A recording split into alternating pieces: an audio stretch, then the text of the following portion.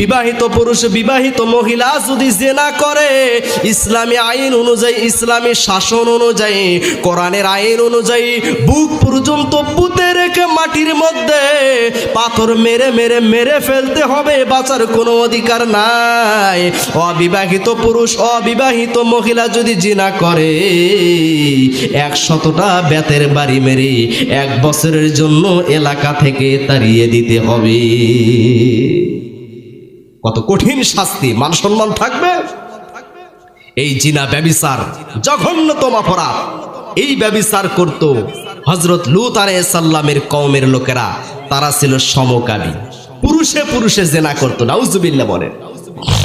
বিশ্বনবী মুহাম্মদুর রাসূলুল্লাহ সাল্লাল্লাহু আলাইহি ওয়াসাল্লাম বলেন, আমি রাতের বেলায় স্বপ্ন দেখলাম কলসের মতো একটা গর্ত, উপর দিকে চিকুন, নিচের দিকে প্রশস্ত। আগুন যখন উপর দিকে ওঠে, ওই কলসের মতো গর্তের মধ্যে অনেকগুলো মানুষ আছে। সেই মানুষগুলো উলঙ্গ আছে, সেই মানুষগুলো উলঙ্গ, নারী ও পুরুষ, বৃদ্ধ আছে, সেই মানুষগুলো যুবকও আছে, যুবতীও রয়েছে, অনেকগুলো আছে। আমি জিব্রাইলকে বললাম, জিব্রাইল এরা কারা? বললেন, ইয়া রাসূলুল্লাহ সাল্লাল্লাহু আলাইহি সাল্লাম, যারা জিনা করতো দুনিয়াতে, মরার পরে তাদেরকে শাস্তি দেওয়া হচ্ছে, মৃত্যু থেকে কবর থেকে শুরু করে কিয়ামত পর্যন্ত শাস্তি দেওয়া হবে। বলেন নাউজুবিল্লাহ। আমার বন্ধুগণ, আমার ভাইরা, আল্লাহ রাব্বুল আলামিন 3 ব্যক্তির দিকে কিয়ামতের দিন তাকাবেন না, তাদের কোনো গুনাহ মাফ করবেন না, তাদেরকে পবিত্র করবেন না। এই 3 ব্যক্তি কারা জানেন?